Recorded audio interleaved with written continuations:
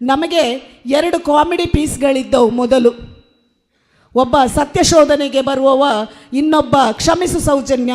ಇವತ್ತು ನಾನು ಈ ವೇದಿಕೆಯಲ್ಲಿ ಹೇಳಲಿಕ್ಕೆ ಇಷ್ಟಪಡ್ತಿದ್ದೇನೆ, ನನಗೆ ಕೆಲವು ತಾಯಿಯಂದರು ಹೇಳ್ತಾ ಇದ್ದಾರೆ ಕರೆ ಮಾಡಿ, ಪ್ರಸನ್ನಕ್ಕ ಕಾಮಿಡಿ ಪೀಸ್ ಇರುವಾಗ ಸ್ವಲ್ಪ ನಮಗೆ ಈ ಲೈವ್ ನೋಡಲಿಕ್ಕೆ, ಯೂಟ್ಯೂಬ್ ನೋಡಲಿಕ್ಕೆ ಭಾರಿ ಒಂದು ಟೈಮ್ ಪಾಸ್ ಆಗ್ತಿತ್ತು, ಆ 2 ಕಾಮಿಡಿ ಪೀಸ್ಗಳು ಬರ್ತಾ ಇಲ್ಲಲ್ಲ, ಸ್ವಲ್ಪ ಅವರನ್ನು ಎಬ್ಬಿಸಿ ಅಂತ ಹೇಳ್ತಾ ಇದ್ದಾರೆ.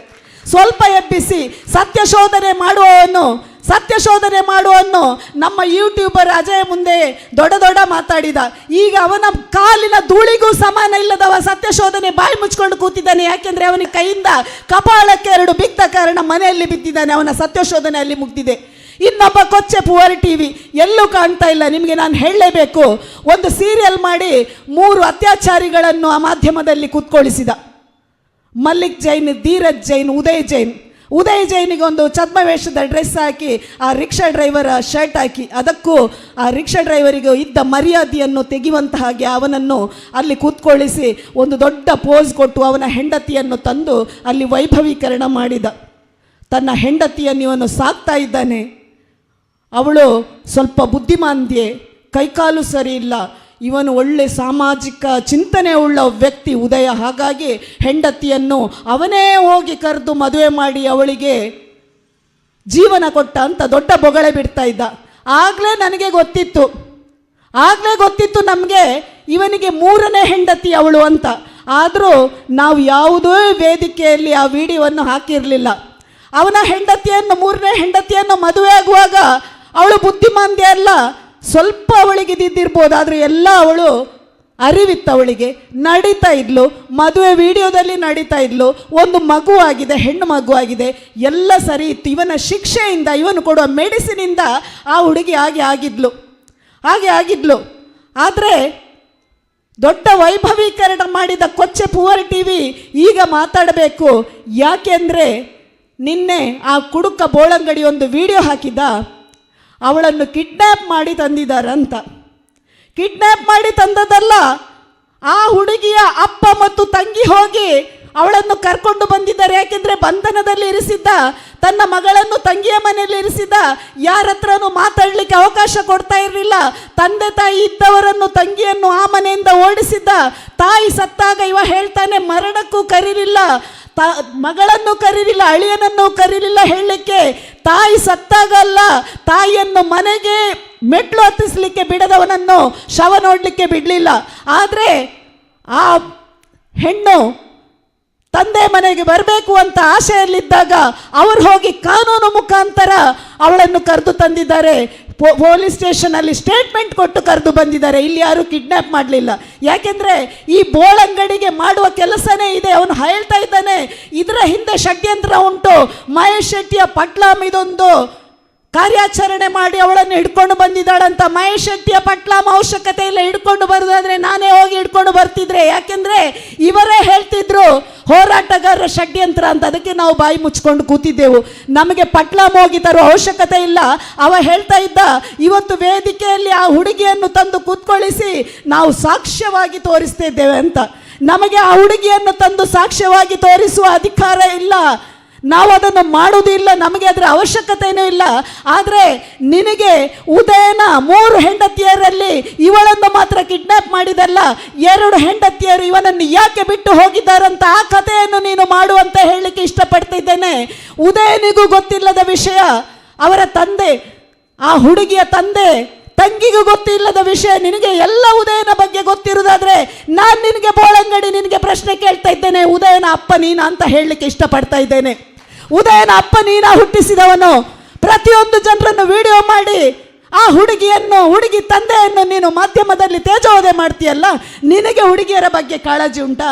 ಮೊನ್ನೆನೂ ನಾನು ಹೇಳಿದ್ದೇನೆ, ನಿನ್ನ ಅಂಗಡಿ ಬೇಗ ಕ್ಲೋಸ್ ಆಗುವುದರಲ್ಲಿ ಉಂಟು ಅಂತ. 2 ದಿವಸದಲ್ಲಿ ಆ ಹುಡುಗಿಯೇ ನಿನಗೆ ಪ್ರಶ್ನೆ ಎತ್ತಲಿಕ್ಕೆ ರೆಡಿ ಇದ್ದಾಳೆ, ನಿನ್ನ ಕಚೇರಿಗೂ ಬಂದು ನಿನ್ನ ಹತ್ರ ಉತ್ತರ ಕೇಳಲಿಕ್ಕೆ ರೆಡಿ ಇದ್ದಾಳೆ ಅಂತ ನಾನು ಇಷ್ಟಪಡ್ತಿದ್ದೇನೆ. ಯಾಕೆಂದರೆ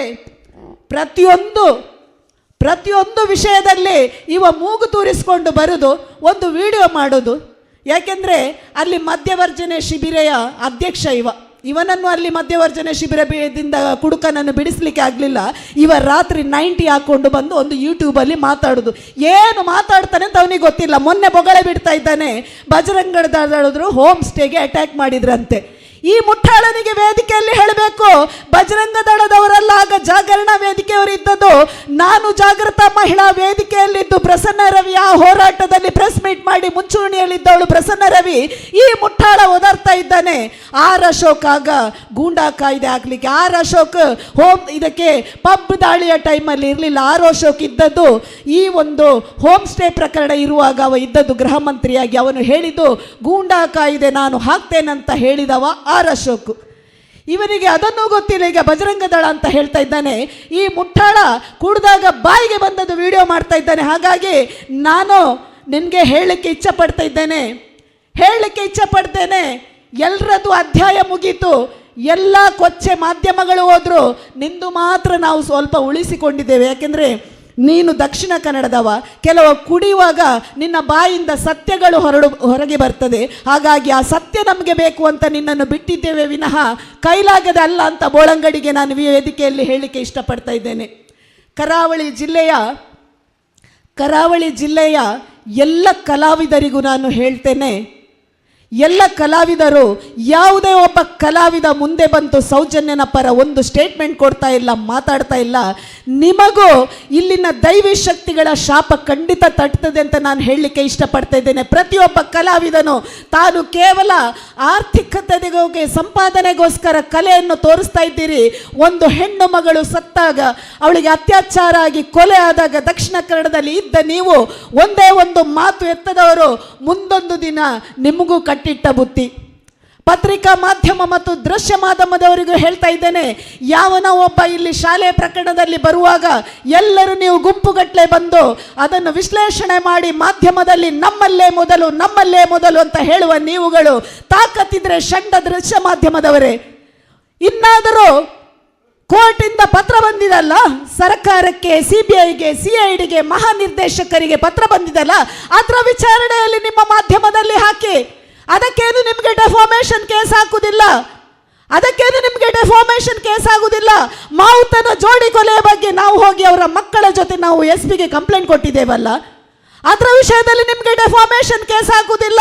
ಕಚ್ಚವನ ಹಣ ತಿಂದ್ಕೊಂಡು, ಎಂಜಲು ಹಣ ತಿಂದ್ಕೊಂಡು ಯಾವುದೇ ವಿಷಯ ನೀವು ಸೌಜನ್ಯನ ವಿಷಯ ನೀವು ಹಾಕ್ತಾ ಇಲ್ಲಲ್ಲ, ಇನ್ನು ನಮಗೆ ನಿಮ್ಮ ಅವಶ್ಯಕತೆ ಇಲ್ಲ ಅಂತ ಹೇಳಲಿಕ್ಕೆ ಇಷ್ಟಪಡ್ತಿದ್ದೇನೆ. ಮೊನ್ನೆ ಹೇಳಿದ್ದು ನೀವೆಲ್ಲರೂ ಒಂದು ಯೂಟ್ಯೂಬರ್ಗಳ ಕಾಲಿನ ಸಮಾನ ಅಲ್ಲ. ಯಾಕೆಂದರೆ ನಿನ್ನೇನು ಅಜಯ್ ನಿಮ್ಮ ಬಗ್ಗೆ ತುಂಬ ಮಾತಾಡಿದ, ನಾಚಿಕೆ ಆಗಬೇಕು ನಮ್ಮ MLAಗಳೇ ಮತ್ತು ಪತ್ರಿಕಾ ಮಾಧ್ಯಮದವರಿಗೆ ಹೇಳಲಿಕ್ಕೆ ಇಷ್ಟಪಡ್ತಾ ಇದ್ದೇನೆ.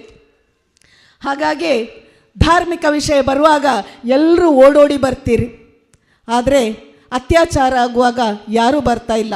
ನಾನು ತಾಯಿಯಂದ್ರ ಹತ್ರ ಹೇಳೋದು, ಚುನಾವಣೆ ಸಮೀಪಿಸ್ತಾ ಉಂಟು, ಲೋಕಸಭಾ ಚುನಾವಣೆ.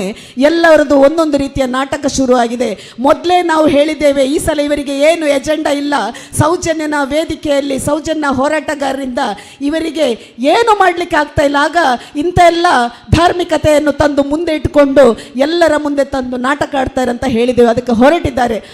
ಆದರೆ ಒಂದಂತೂ ಸತ್ಯ, ಯಾರು ಸೌಜನ್ಯನಿಗೆ ಬೆಂಬಲ ಕೊಡೋದಿಲ್ವಾ, ಯಾವುದೇ ಪಕ್ಷ ಇರಲಿ, ಮನೆಗೆ ಬರುವಾಗ ಚಪ್ಪಲಿ ಹಿಡಿದು ಓಡಿಸಿ ಅಂತ ಹೇಳಿ ಆ ನ್ಯಾಯ ಕೊಡಲಿಕ್ಕೆ, ನಮ್ಮ ಮನೆ ಹೆಣ್ಣು ಮಕ್ಕಳಿಗೆ ನ್ಯಾಯ ಕೊಡೋದಿದ್ರೆ ಇವತ್ತು ಸೌಜನ್ಯನ ವಿಷಯದಲ್ಲಿ ಮಹೇಶಣ್ಣ 12 ವರ್ಷ ಹೋರಾಟ ಮಾಡುವಿಗೆ ಸಹ ನ್ಯಾಯ ಸಿಗುವುದಿಲ್ಲ ಅಂತ ಹೇಳುವಾಗ, ಒಂದು ದಿನ ನಮ್ಮನೆ ಮಕ್ಕಳಿಗೆ ಶಾಲಾ ಕಾಲೇಜುಗಳಿಗೆ ಹೀಗೆ ಹೋಗುವಾಗ ಅತ್ಯಾಚಾರ ಆದರೆ ನ್ಯಾಯ ಸಿಗ್ತದೆ ಅನ್ನೋ ಪ್ರಶ್ನೆ ತಮ್ಮಲ್ಲಿ ಬರಬೇಕು. ಆದರೆ ಕಾನೂನು ಮುಖಾಂತರ ನಮಗೆ ಖಂಡಿತ ನ್ಯಾಯ ಸಿಗ್ತದೆ. ಕೋರ್ಟು ಮರು ತನಿಖೆಗೆ ಬೇಗನೆ ಆದೇಶ ಮಾಡ್ತದೆ ಅಂತ ಹೇಳಲಿಕ್ಕೆ ಇಚ್ಛೆ ಪಡ್ತಾ ಇದ್ದೇನೆ. ಪ್ರತಿಯೊಬ್ಬರಲ್ಲಿ ನಾನು ಪ್ರತಿ ವೇದಿಕೆಯಲ್ಲಿ ಒಂದು ತಾಯಿಯಾಗಿ ನಾನು ಹೇಳ್ತಾ ಇದ್ದೆ, ಪ್ರತಿ ಮನೆಯಲ್ಲೂ 2 ಹೊತ್ತು ದೀಪ ಹಚ್ಚುವಾಗ ಸೌಜನ್ಯನ ಮುಖ ಮುಂದೆ ಬರಲಿ, ಪ್ರಾರ್ಥನೆ ಮಾಡಿ ಅಂತ ಹೇಳಲೇಬೇಕು. ನಿನ್ನೆ ಒಂದು ಬೆಳ್ತಂಗಡಿಯಿಂದ ಒಬ್ಬರು ಆಚಾರಿ ಕೆಲಸ ಮಾಡುವವರು, ಅವರ ಹೆಂಡತಿ ನನಗೆ ಕರೆ ಮಾಡಿ ಮಾತಾಡಿದರು. ಒಮ್ಮೆ ನಿಮ್ಮ ಹತ್ರ ಮಾತಾಡಲಿಕ್ಕೆ ಆಸೆ ಆಗ್ತಾ ಉಂಟು. ಏನಿಲ್ಲ, ಅವರು ಹೇಳಿದಿಷ್ಟೇ, ಸೌಜನ್ಯನಿಗೆ ನ್ಯಾಯ ಸಿಗಬೇಕು. ನಮ್ಮ ಮನೆಯಲ್ಲಿ ಈಗ 2 ದೀಪ ಇಡ್ತಾ ಇದ್ದೇವೆ, ಒಂದು ನಮ್ಮ ಮನೆ ದೇವರಿಗೆ, ಒಂದು ಸೌಜನ್ಯನಿಗೆ ಅಂತ. ಮೊನ್ನೆ ನಾನು ಹೇಳಿದ್ದೆ, ತಮ್ಮಲ್ಲಿ ಯಾವ ಕಚ್ಚೆಯವನ ಫೋಟೋವನ್ನು ಧರ್ಮಸ್ಥಳ ಮಂಜುನಾಥನ ಮುಂದೆ ನಾವು ಹಾಕಿ ಪೂಜೆ ಮಾಡಿಸ್ತಾ ಇದ್ದೇವ, ಪ್ರತಿಯೊಬ್ಬರು ಕಚ್ಚೆಯವನ ಫೋಟೋವನ್ನು ತೆಗೆದು ಹೊಳೆಗೆ ಬಿಸಾಡಿದ್ದಾರೆ. ಮುಂದೊಂದು ದಿನ ಸೌಜನ್ಯನಿಗೆ ನ್ಯಾಯ ಸಿಕ್ಕಿದ ಮೇಲೆ ಪ್ರತಿಯೊಬ್ಬರ ಮನೆಯಲ್ಲಿ ಸೌಜನ್ಯನ ಫೋಟೋ ಬರ್ತದೆ ಅಂತ ನಾನು ಹೇಳಲಿಕ್ಕೆ ಮೊನ್ನೆ ನಾನು ವೇದಿಕೆಯಲ್ಲಿ ಹೇಳಿದೆ. ಇದು ಸತ್ಯ, ಇದು ಸತ್ಯ. ಒಂದು ಹೆಣ್ಣಾಗಿ ಮಹೇಶಣ್ಣನ ಜೊತೆಗೆ ನಾನು ಬರುವುದಾದ್ರೆ ಬೇರೆ ಯಾವುದಲ್ಲ, ಕದ್ರಿ ಮತ್ತು ಮಂಜುನಾಥನ ಆ ಒಂದು ಶಕ್ತಿ ಮತ್ತು ಸೌಜನ್ಯನ ನನ್ನ ಮಗಳು ಪ್ರತಿ ವೇದಿಕೆಯಲ್ಲಿ ಹೇಳ್ತಾ ಇದ್ದೇನಲ್ಲ, ಅದರ ಶಕ್ತಿ ಸೌಜನ್ಯನಿಗೆ ನ್ಯಾಯ ಸಿಕ್ಕುವವರೆಗೆ ಕುಸುಮಕ್ಕ ಅಲ್ಲ, ನಾನು ಆ ಶಕ್ತಿಯಾಗಿ ತಾಯಿಯಾಗಿ ನಿಲ್ತಾ ಇದ್ದೇನೆ ಅಂತ ಈ ಮಹಾಶಕ್ತಿಯ ಮುಂದೆ ನಾನು ಪ್ರಮಾಣ ಮಾಡಿಕ್ಕೆ ಹೇಳಲಿಕ್ಕೆ ಇಚ್ಛೆ ಪಡ್ತಿದ್ದೇನೆ. ಏನೋ ತೇಜೋವಧೆ ಮಾಡಲಿ, ಯಾವುದೇ ಕೇಸ್ ಹಾಕಿದ್ರು ನಾವು ಯಾರು ಹೋರಾಟಗಾರರು ಹಿಂಜರಿಯುವುದಿಲ್ಲ. ಹಾಗೆ ನಮ್ಮಾಗೆ ತಮಗೆ ಮಾತಾಡಲಿಕ್ಕೆ ಕಷ್ಟ ಆಗ್ಬೋದು, ಹೋರಾಟದಲ್ಲಿ ಡೈರೆಕ್ಟ್ ಭಾಗಿಯಾಗಲಿಕ್ಕೆ ಕಷ್ಟ ಆಗ್ಬೋದು, ಆದರೂ ಮನೆಯಲ್ಲಿ ದೀಪ ಹಚ್ಚಲಿಕ್ಕೆ ಯಾರಿಗೂ ತೊಂದರೆ ಬರುವುದಿಲ್ಲ. ಪ್ರತಿಯೊಬ್ಬರ ಮನೆಯಲ್ಲಿ ಎಣ್ಣೆ ಮತ್ತು ಬತ್ತಿ ಇರ್ತದೆ. ಹಾಗಾಗಿ ಪ್ರತಿಯೊಂದು ತಾಯಂದಿರು ಮನೆಯವರೆಲ್ಲರೂ ದೇವರಿಗೆ ಕೈ ಮುಗಿಯುವಾಗ ಸೌಜನ್ಯನಿಗೂ ಪ್ರಾರ್ಥನೆ ಮಾಡಿ, ಇಷ್ಟು ನಾವು ಮಹೇಶಣ್ಣ 12 ವರ್ಷ ಜೀವದಲ್ಲಿ ಇದ್ದದ್ದು ಅಂತ ಹೇಳಿದರೆ ಆ ನಿಮ್ಮೆಲ್ಲರ ಪ್ರಾರ್ಥನೆಯಿಂದ. ಹಾಗಾಗಿ ಮುಂದೊಂದು ದಿನ ಸೌಜನ್ಯಳಿಗೂ ನ್ಯಾಯ ಸಿಕ್ಕುವುದು ತಮ್ಮೆಲ್ಲರ ಪ್ರಾರ್ಥನೆಯಿಂದ. ಹುಷಾರಿಲ್ಲದಾಗ ಡಾಕ್ಟ್ರ್ ಹತ್ರ ನಾವು ಮದ್ದಿಗೆ ಹೋಗ್ತೇವೆ, ಮದ್ದು ಮಾಡಬೇಕು, ಅದರೊಟ್ಟಿಗೆ ದೇವರ ಪ್ರಾರ್ಥನೆಯೇ ಇರಬೇಕು. ಹಾಗಾಗಿ ಸೌಜನ್ಯನ ಕೇಸ್ ಕಾನೂನು ಮುಖೇನ ಕೋರ್ಟಿಗೆ ಹೋದರೂ ಅದರೊಟ್ಟಿಗೆ ನಮ್ಮ ಪ್ರಾರ್ಥನೆಯು ಮುಖ್ಯ. ಹಾಗಾಗಿ ತಮ್ಮಲ್ಲಿ ನಾನು ಕಳಕಳಿಯಲ್ಲಿ ವಂದಿಸ್ತಾ ಇದ್ದೇನೆ. ಪ್ರತಿಯೊಬ್ಬರು ಸೌಜನ್ಯನಿಗೋಸ್ಕರ ನ್ಯಾಯಕ್ಕೋಸ್ಕರ ಪ್ರಾರ್ಥನೆ ಮಾಡಿ. ಈ ಸಾನ್ನಿಧ್ಯದಲ್ಲಿ ಅಂತೂ ಖಂಡಿತ ನಮಗೆ ಆ ನ್ಯಾಯ ಸಿಗ್ತದೆ.